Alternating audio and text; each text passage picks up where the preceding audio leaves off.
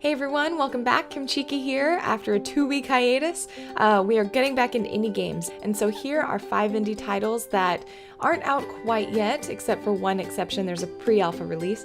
And as always, full trailers and official website links are below, just so that you can go straight to the source. And if you want to learn more, they're there for easy access. A Hat in Time. This platformer shows that Mario isn't the only one who can pull off a hat with style. This game looks so sweet, and it's reminiscent of recent games that are capitalizing on the growing popularity of 90s 3D platformers like World of the West, Yooka-Laylee, and as a result, of course, it draws inspiration from classics like Banjo-Kazooie and Super Mario 64. With 5 open worlds to explore and 2 additional worlds coming out eventually as a free DLC, local and online co-op, modding support, and what seems to be a really adorable and fun item and weapon system, this game looks like it'll have a lot of things to do and explore, and full release is anticipated for fall 2017, so get your hats ready because that's coming up pretty soon. Legrand Legacy. I've been so happy to see the growth that the team has shown on this game since their early days. Where Hat in Time celebrates 3D platformers, the JRPG is the star of Legrand Legacy. Turn-based combat, interesting-looking characters, a beautiful soundtrack, an intricate story that begins in political conflict and will likely end with the ultimate battle of good versus evil is what intrigues me about this game. And fans of JRPGs should definitely keep this on their radar. There's a demo available on their website, and pre-alpha is available now on Steam, so you can actually start checking it out now, even though the official release date is not set yet. Moonlighter. With its beautiful pixel art style and relatable story, Moonlighter has quickly gotten into the list of games that I can't wait to have come out soon. Moonlighter tells the tale of Will, who's a shopkeep with a dream of becoming a hero, and I think most anyone can relate to his story, that sometimes you have to moonlight, or do what you love the most, in the evening, and hope that someday that thing becomes reality in your day job, and that gives this game a lot of charm. Not to mention it mixes 2 of my favorite types of gameplay, shopkeeping, so setting up prices, organizing items, but also by night visiting dungeons, obtaining loot, and exploring different worlds.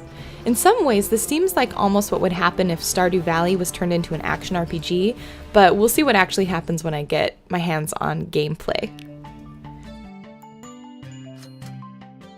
Far Lone Sails. Journey across a dried-up ocean in Far Lone Sails. Your immediate concern is to maintain your train-like mode of transportation, and while you know you have to keep going, you're not immediately sure for what reason. This mystery, in addition to the beautiful soundtrack and almost stark, but still very, very lovely visuals, have me very interested in this title. I love the constant motion that you see in the trailer, and I love that you don't really get a whole lot in terms of text or plot in the trailer, but is still very intriguing. Far Lone Sails is expected to come out in Q4 of 2017, so I'm excited that we're hopefully going to hear more about it the closer that date arrives. Moons of Madness.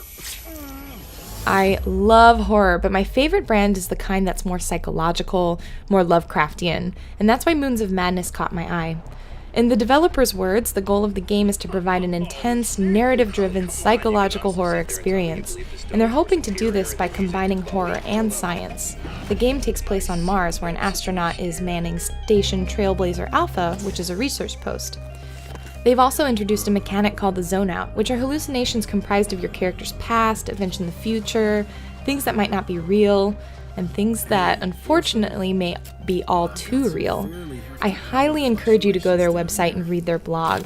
I love reading stories behind how games are developed, and this team in particular are doing a great job discussing their incorporation of Lovecraft, how they're handling the topic of mental illness, and really just providing a lot of context for gamers on the thought that can go behind a game. It's really awesome stuff.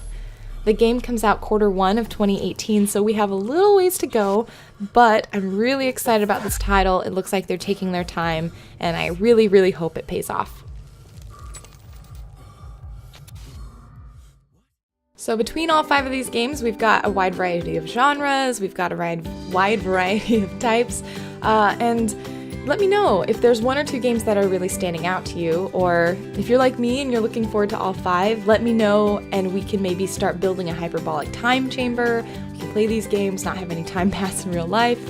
Yeah, I love indie games. So if there's also titles that you know of that I haven't highlighted, let me know, because I probably haven't seen it yet because there's so many games. So I'd love to hear from you guys.